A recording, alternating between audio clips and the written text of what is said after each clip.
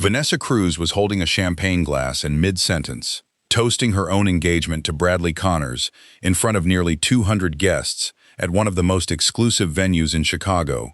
when the room's energy shifted in a way she would later describe as physically perceptible, like a change in air pressure, several seconds before she understood why. She did not yet know that the woman whose marriage she had ended 11 months earlier was the granddaughter of the man who, as it happened, owned the building she was currently celebrating inside of. Eleanor Whitfield Sterling had told Bradley about her family early in their relationship, plainly and without exaggeration, the same way she told him about anything else in her life. Bradley had decided, over time and largely on his own, that Eleanor's descriptions of some family real estate business in Chicago were the kind of comfortable embellishment people sometimes apply to a modestly successful relative. A story he found easy to believe, specifically because Eleanor lived so quietly, dressed so simply, and never once corrected him when he made comments that suggested he had drawn exactly that conclusion. This is the story of what happens when a man spends 9 years deciding,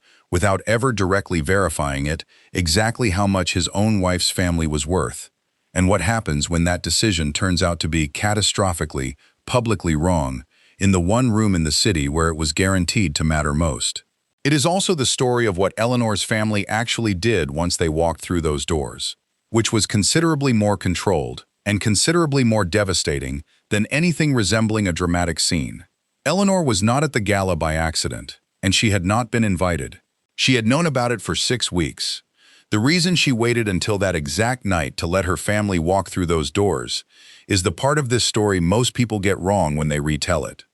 Before we go any further, let us know in the comments where you're watching from. We'd love to hear from you. And don't forget to hit that subscribe button so you never miss any of our upcoming videos. Before we get to what Eleanor actually did with those 6 weeks, I need you to hold 3 questions in your mind, because everything in this story is really an answer to one of them. First, how does a man spend 9 years married to an heiress without ever finding out? Bradley did not need to be deceived in any complicated way. He simply needed to never ask a follow-up question, and to consistently interpret Eleanor's understated life as confirmation of a story he had already decided to believe. We're going to show you exactly how that specific, ordinary failure of curiosity compounded over 9 years. Second, what was Eleanor actually doing during the 6 weeks she knew about the gala? This isn't a story about Eleanor discovering an opportunity for revenge and seizing it impulsively. She knew about that gala and about the venue's ownership for 6 full weeks before it happened, and what she did with that time tells you almost everything you need to know about who she actually is. And third, what did the Sterling family actually do once they walked into that room? There is no shouting in this story. There is no dramatic scene played out in front of 200 witnesses. What the Sterling family did instead was considerably quieter, considerably more controlled, and, by every account from people who were there, considerably more devastating than anything resembling a confrontation. One more thing before we go back to the beginning. Walter Sterling had met Bradley exactly once in 9 years, at Eleanor and Bradley's wedding, for a conversation that lasted 4 minutes. He remembered every second of it. Bradley did not remember it at all.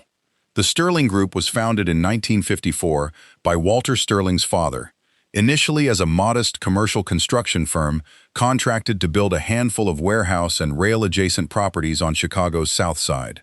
Over the following 7 decades, under Walter's father, and then Walter himself, the company expanded into commercial real estate development, civic infrastructure contracting, and, by the time of this story, a substantial ownership stake in several of the city's most prominent event and conference venues, including the building where this story's gala would eventually take place. Unlike wealth built primarily on liquid financial holdings, the Sterling family's influence operated structurally and civically: board seats on zoning and planning commissions, relationships cultivated across decades with city officials, and a reputation among Chicago's commercial and civic establishment that several longtime business figures described. When asked about the family afterward, not primarily in terms of net worth, but in terms of who simply could not get a major commercial project approved in certain parts of the city without, at some point, having a conversation with someone connected to the Sterling Group. Walter Sterling, by the time of this story,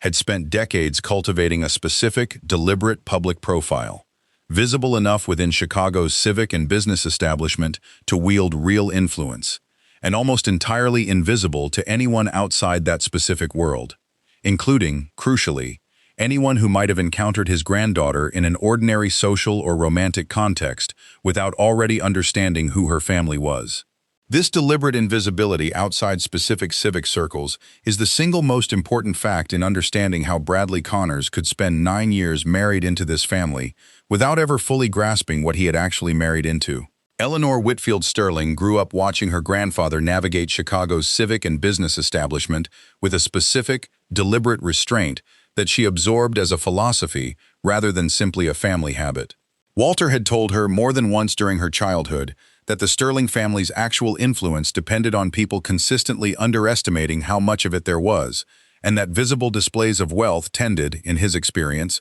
to invite exactly the kind of scrutiny and resentment that made quiet, structural influence considerably harder to maintain. As an adult, Eleanor made a series of deliberate, considered choices that extended this family philosophy into her personal life. Specifically, she pursued a graduate degree and built a genuine, independent career in urban planning consulting, work she found authentically meaningful and that gave her professional identity outside the family company entirely. She lived in a comfortable but unremarkable apartment and later home, dressed simply, and drove an older, reliable car well past the point where replacing it would have been a trivial financial decision. Eleanor has said, in limited subsequent comments about her own choices, that this understated life was never about hiding from Bradley specifically, or from anyone else. It was simply the only way of living she had ever known how to inhabit comfortably, the same restraint her grandfather had modeled for her entire childhood,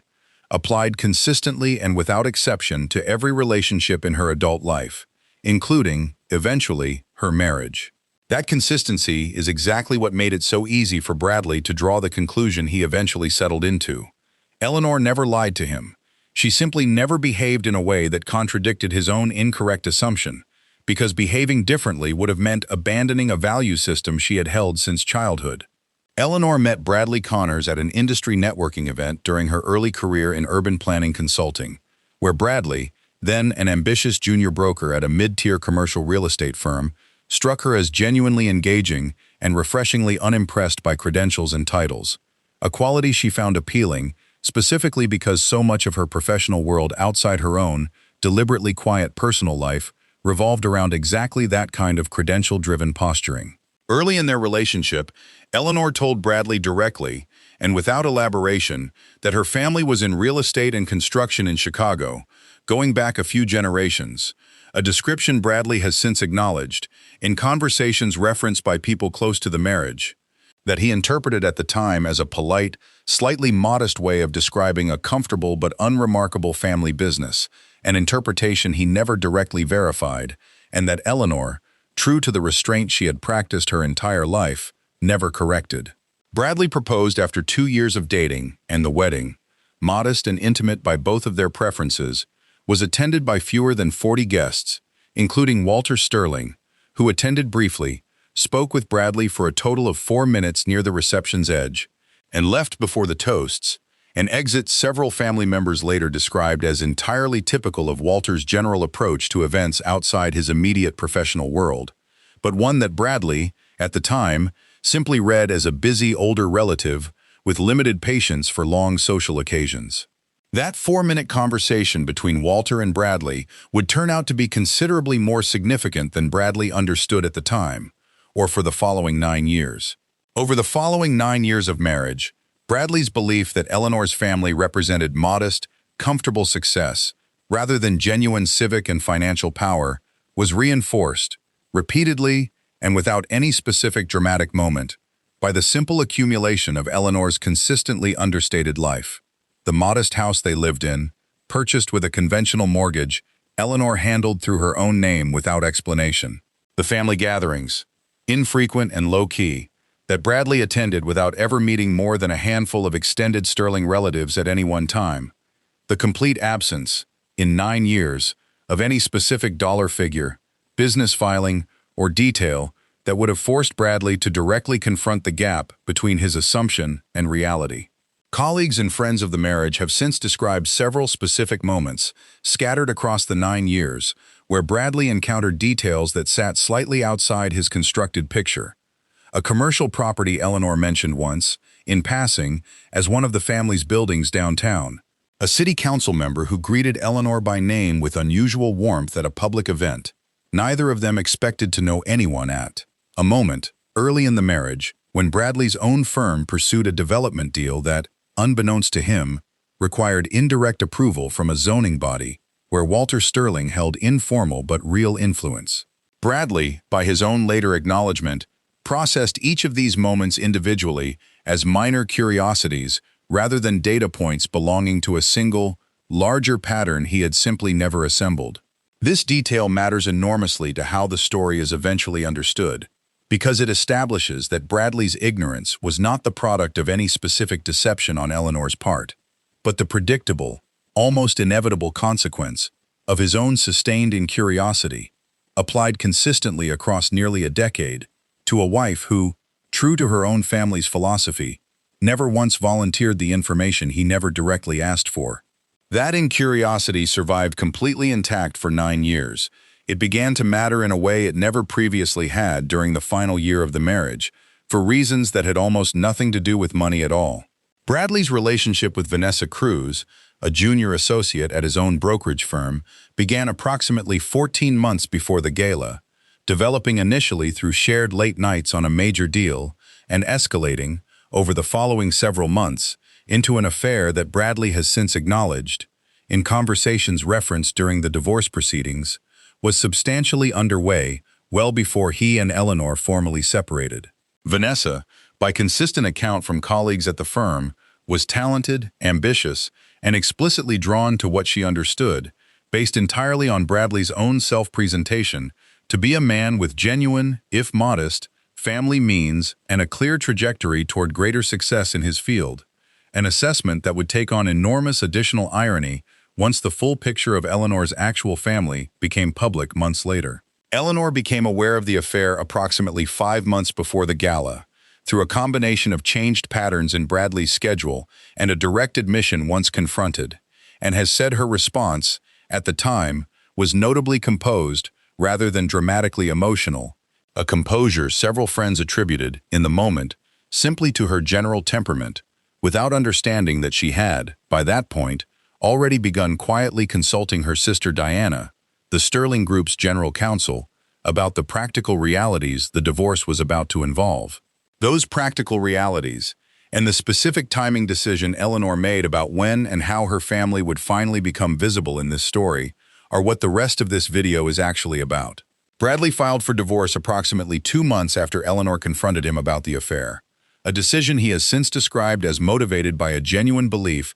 that he and Vanessa represented a more compatible long-term match than he and Eleanor had ultimately turned out to be, a framing that conveniently required him not to examine too closely his own role in creating the incompatibility he was describing. Bradley's attorney, working from Bradley's own characterization of Eleanor's financial situation as comfortable but unremarkable, pursued a relatively straightforward asset division strategy, requesting no aggressive forensic financial discovery because Bradley had given his attorney no specific reason to believe such discovery would uncover anything beyond what 9 years of marriage had already made apparent to him. Eleanor's side, represented by an outside family law specialist, retained discreetly through Diana's office, specifically to avoid drawing attention to the Sterling Group's direct involvement, allowed the negotiations to proceed largely on Bradley's own terms, a choice Eleanor later described as deliberate rather than passive. Eleanor has said she made a specific decision during the divorce process not to correct Bradley's continued underestimation of her family's situation,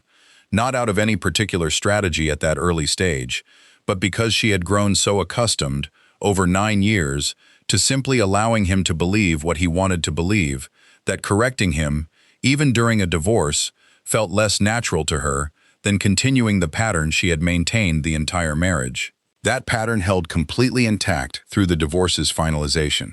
It held, in fact, right up until the moment Bradley and Vanessa made a decision that brought the entire situation directly and unavoidably into Eleanor's family's path. Bradley proposed to Vanessa approximately 3 months after the divorce was finalized, and the couple, eager to celebrate the engagement in a way that reflected what both of them understood to be Bradley's rising professional trajectory, began researching prominent Chicago event venues for a celebration that Vanessa, in particular, wanted to use as a kind of public announcement within their shared professional and social circle. Vanessa's firm had a standing relationship with an event planning company that regularly booked clients into a particular renovated industrial event space downtown, a venue Vanessa had attended several professional functions at previously and associated, by her own later account, with exactly the kind of established, successful Chicago business world she wanted her engagement celebration connected to. Neither Vanessa nor Bradley had any reason to research the venue's ownership structure beyond confirming availability and pricing, a level of diligence entirely typical for booking an event space and not, on its own, any kind of oversight specific to this situation. The venue, as it happened, was one of several properties in which the Sterling Group held a substantial and controlling ownership interest. Acquired as part of a redevelopment project Walter Sterling had personally overseen nearly 15 years earlier, a fact that was a matter of public record, searchable through city property filings, but not the kind of detail anyone planning an engagement party would typically think to investigate. Eleanor learned about the venue and the engagement itself 6 weeks before the event, through a source that had nothing to do with surveillance or any deliberate effort to monitor Bradley's life. Eleanor learned about the engagement and the planned venue through her sister Diana, in Diana's capacity as the Sterling Group's general counsel, who reviewed, as a matter of routine business operations, an upcoming events calendar for properties under the company's management, and recognized Bradley's name on a booking confirmation for a private engagement celebration scheduled 6 weeks out. Diana has said she debated briefly whether to mention the booking to Eleanor at all, given the obvious awkwardness involved, but ultimately decided that her sister deserved to know, particularly given that the event would be taking place in a building the family had a direct ownership and operational relationship with,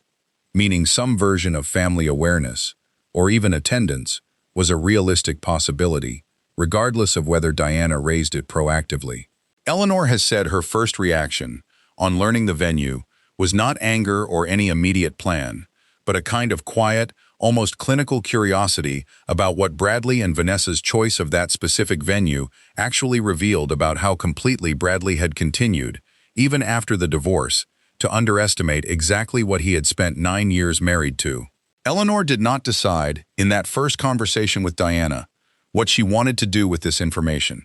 The 6 weeks that followed were, by her own account, the most carefully considered period of her entire response to the divorce. Eleanor spent the 6 weeks between learning about the venue and the gala itself, doing something considerably less dramatic than most people imagining this story tend to assume.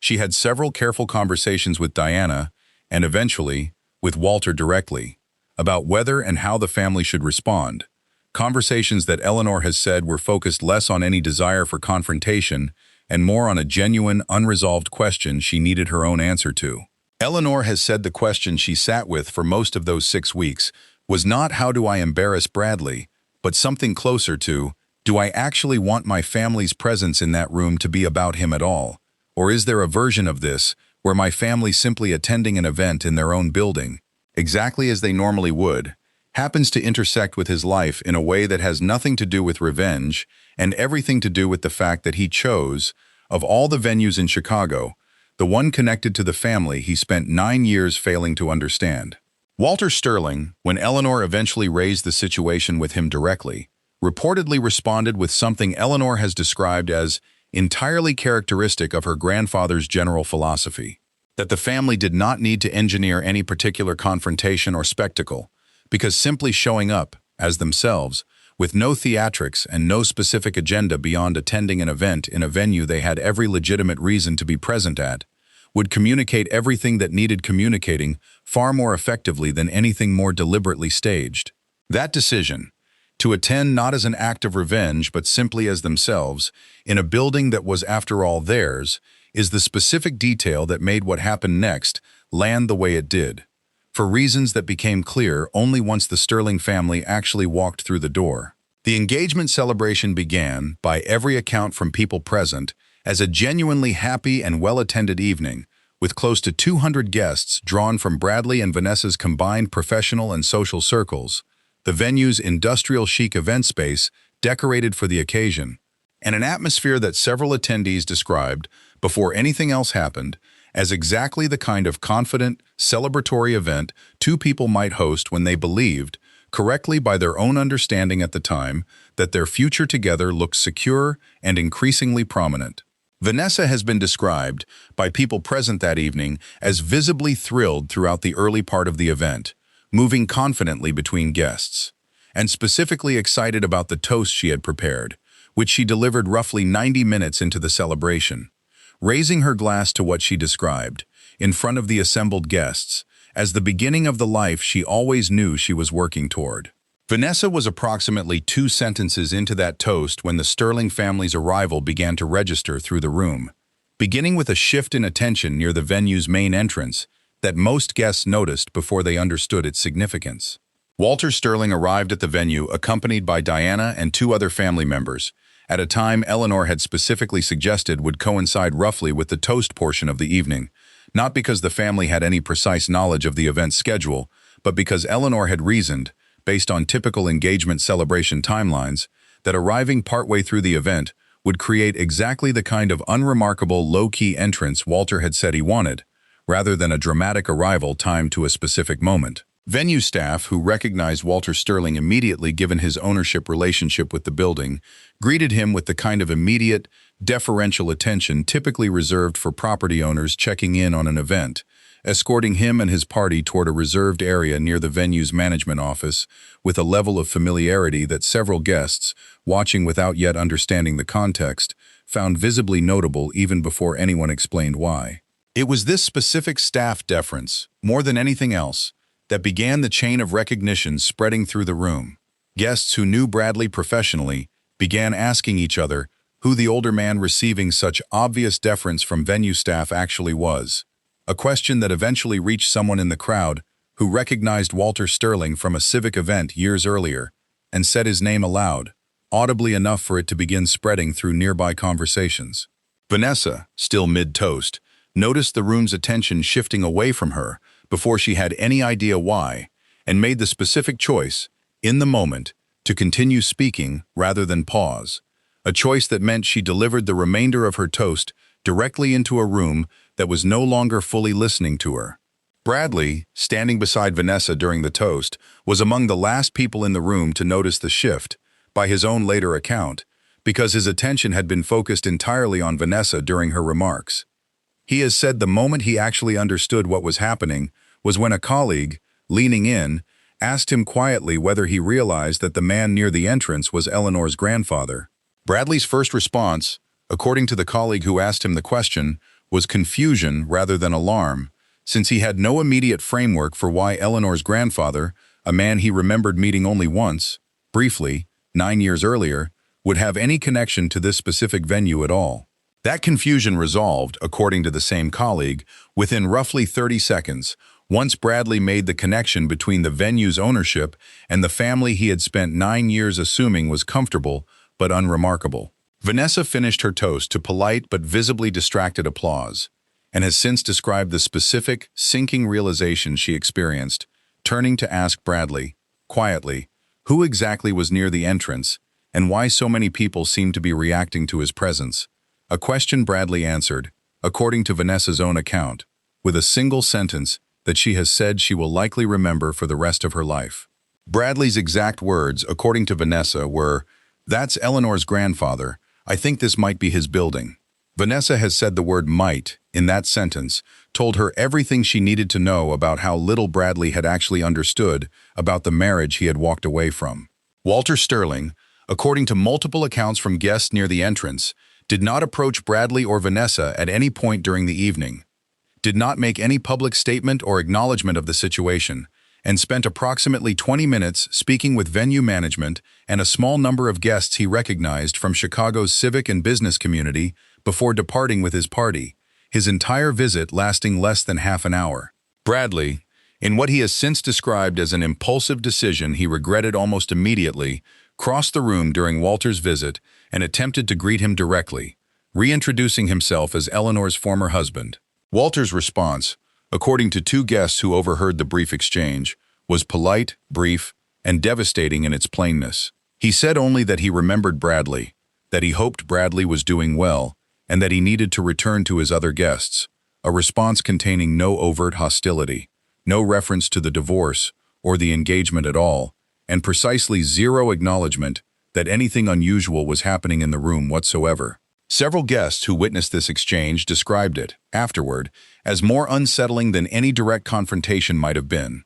specifically because Walter's complete lack of visible reaction made unmistakably clear that Bradley's presence, his engagement, and the entire situation simply did not register to Walter as significant enough to warrant any response, beyond basic, distant courtesy, a dynamic several attendees said they found themselves still thinking about days later. Walter left the building 26 minutes after arriving. The conversation among the remaining guests, once his party had departed, did not slow down for the rest of the evening. The remainder of the engagement celebration proceeded, by every account, in a noticeably different register than its first 90 minutes, with conversation among guests dominated by speculation about exactly who Walter Sterling was, what his relationship to Eleanor actually meant about her family's real situation, and what it suggested about the marriage Bradley had so visibly, and so recently, left behind. Several guests independently researched the Sterling group on their phones before the evening ended, producing a rapidly spreading, informal understanding among the gathered crowd of exactly how significant Eleanor's family actually was within Chicago's commercial and civic establishment. An understanding that reached Vanessa, by her own account, in fragments throughout the remainder of the night, each fragment making the earlier toast feel, in retrospect, considerably more painful to have delivered. By the time the celebration formally ended, the story had already begun circulating well beyond the room itself, shared among colleagues at Bradley and Vanessa's firm and within Chicago's broader commercial real estate community, a circle in which the Sterling Group's name carried specific, immediate weight that made the story considerably more resonant than a similar situation might have been in a less interconnected professional world. Vanessa's reaction to everything she learned that night and in the days that followed would become, according to people who know her, the most significant turning point in how she understood not just her relationship with Bradley, but her own choices leading up to it. Vanessa has described the days following the gala as among the most disorienting of her adult life, not primarily because of any practical consequence, but because the experience forced her to examine, with a clarity she had previously avoided, exactly what she had actually been drawn to in her relationship with Bradley in the first place. Vanessa told a close friend, in a conversation referenced afterward, that she had genuinely believed, throughout the relationship, that she understood the full shape of what Bradley represented. A modestly successful, ambitious man with a clear and rising trajectory, and that discovering how completely he had misunderstood his own situation made her question whether she had actually known him at all, or had simply been responding to a version of him that had always been, in some fundamental way, incomplete. She has said the specific detail that stayed with her longest was not the scale of the Sterling family's influence itself,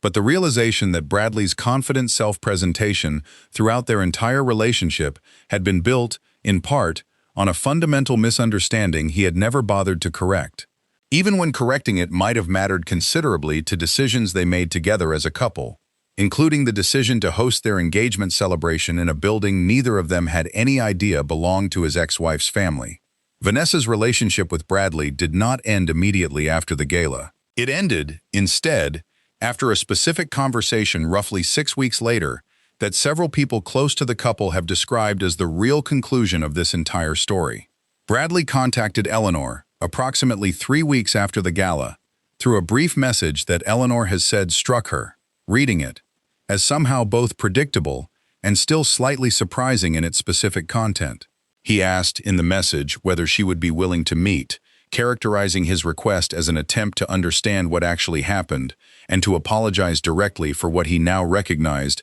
had been a significant failure of understanding throughout their entire marriage. Eleanor agreed to a single meeting, held at a coffee shop with no particular significance to either of them, and has described Bradley's demeanor that day as noticeably humbled in a way she had not previously witnessed in 9 years of marriage. Bradley asked her directly, according to Eleanor's account, why she had never corrected his assumption about her family, across nearly a decade of marriage, even during moments when doing so might have changed decisions they made together. Eleanor's answer, according to people she has discussed the conversation with afterward, was direct and in its own way more revealing about the marriage than anything Bradley had asked. She told him that she had, in fact, told him the truth early in their relationship, simply and without embellishment, and that what he had built afterward was not a deception she had constructed, but an assumption he had constructed himself and then never once tested, across 9 years, by asking a single direct follow-up question.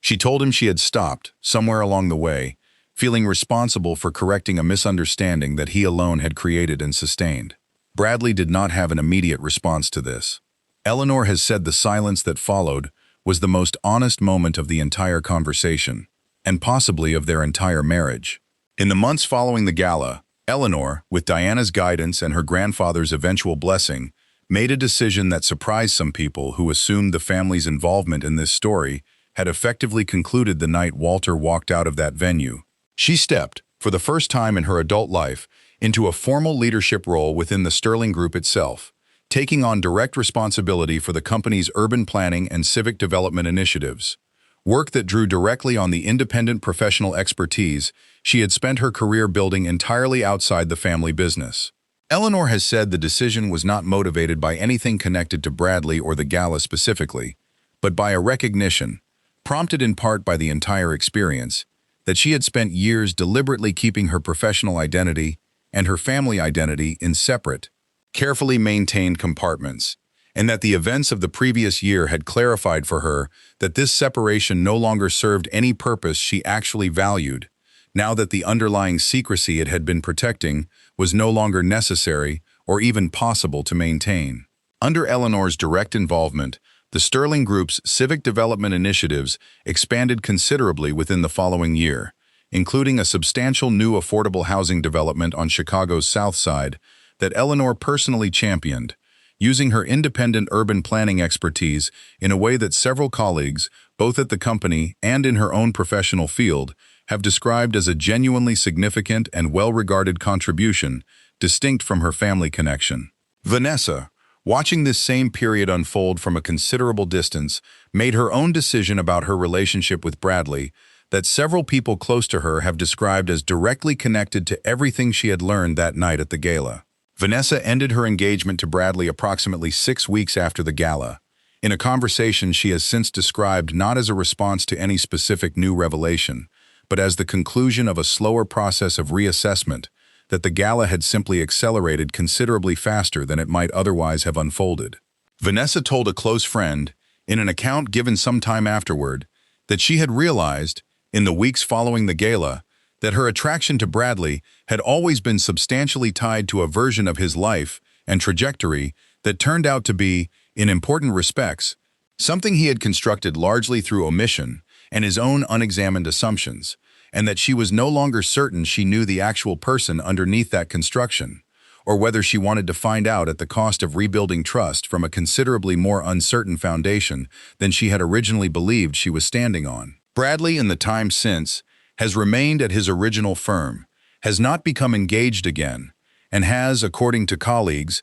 become noticeably more reserved and less confidently assured in professional settings, a change several people who know him have attributed directly to the specific, public nature of how completely his assumptions about his own life had been revealed to be incomplete. Eleanor, now over a year removed from the gala, has continued to live in a way that several people who know her have described as recognizably similar to the woman she has always been, with one significant difference. She no longer maintains the same strict separation between her family identity and the rest of her life that defined the previous decade. She has remained in the same understated home, continues to drive a practical, unremarkable car, and has made no significant change to the personal philosophy of restraint her grandfather modeled for her throughout her childhood. What has changed, she has said, is a willingness to let people know, plainly and without elaborate explanation, exactly who her family is. When the context genuinely calls for it, a small, specific adjustment that she has described as considerably less exhausting than 9 years of consistently allowing an incorrect assumption to stand uncorrected. Eleanor has said the hardest part of the entire experience, in retrospect, was not the divorce, and not even the gala itself, but recognizing how much of her own adult life had been shaped by a value system she had never fully examined on its own terms, having simply inherited it from her grandfather and applied it, consistently and without much independent reflection, to every relationship she built, including one where it ultimately cost her considerably more than it protected. This story gets remembered, when people share it, as a story about a mistress publicly humiliated by a powerful family. And in one narrow sense, it is that. But I think the more interesting story underneath it is about the specific, slow cost of a marriage, built on an assumption neither partner ever directly tested, because Bradley's failure was never really about money or status. It was about 9 years of choosing comfortable assumption over the considerably less comfortable work of actually asking his wife direct questions about her own life, and simply listening to the answers. And I think what makes this story more than a simple tale of comeuppance is the fact that Eleanor's own choices, examined honestly, contributed to the very dynamic that eventually devastated her. She never lied to Bradley, but she also never corrected him. Across 9 years, even as his incorrect assumptions shaped real decisions in their shared life, because doing so would have required her to abandon a deeply held family philosophy about visibility and restraint that had served her and her family for 3 generations. Both things can be true at once. Bradley failed her by never asking, and Eleanor's own inherited instinct toward quiet self-effacement made that failure considerably easier to sustain than it might have been with a different kind of honesty from either of them. Walter Sterling's entire approach to power, the philosophy he raised Eleanor inside of, rests on a specific belief that influence maintained quietly, without need for constant demonstration or correction, is considerably more durable than influence that requires regular, visible reinforcement. What this story ultimately suggests is that this approach to power, whatever its advantages in business and civic life, carries a real and specific cost when applied without exception to the people who are supposed to know you best, because the people closest to you cannot correct an assumption about who you are if you have built an entire personal philosophy around never giving them a reason to question it. There's a photograph from the South Side Affordable Housing Development's groundbreaking ceremony, taken almost exactly 1 year after the gala. In it, Eleanor stands beside her grandfather, both dressed simply, neither one positioned at the center of the frame, surrounded by community members and city officials, at an event that, unlike the gala 11 months earlier, generated no specific attention beyond the routine local coverage such groundbreakings typically receive. Eleanor has said it remains her favorite photograph from the entire year, not because of what it shows about her family's influence, but because of how completely ordinary and unremarkable the entire afternoon felt to be part of. Before we go, I want to ask you something, because I think this story raises a question that doesn't have an easy answer, and I'd rather hear your honest take than offer a tidy one myself. Eleanor never lied to Bradley about her family. She simply never corrected an assumption he built and sustained entirely on his own, across 9 years of marriage. I want to ask you directly, does that make her at least partially responsible for what eventually happened, since her own inherited philosophy of restraint made the misunderstanding easier to maintain? Or do you think the entire responsibility for verifying basic facts about your own spouse's life rests with the person who simply never bothered to ask? Tell me where you land in the comments. I suspect the answer says something about how each of us thinks about the line between privacy and honesty inside a marriage. And if this story made you think about the difference between quiet confidence and quiet concealment, you'll want to see what we're covering next week. Because next week we're telling the story of 2 business partners, friends for over 20 years, who discovered, only after one of them tried to sell his half of the company, that their original founding agreement had been quietly altered years earlier in a way only one of them had ever known about. Subscribe so you don't miss it. We post a new true story every week. I'm your narrator. This has been Tales of Whisper. Real power rarely needs to announce itself in the room. It only needs to walk in. Tales of Whisper, storytelling for the curious mind.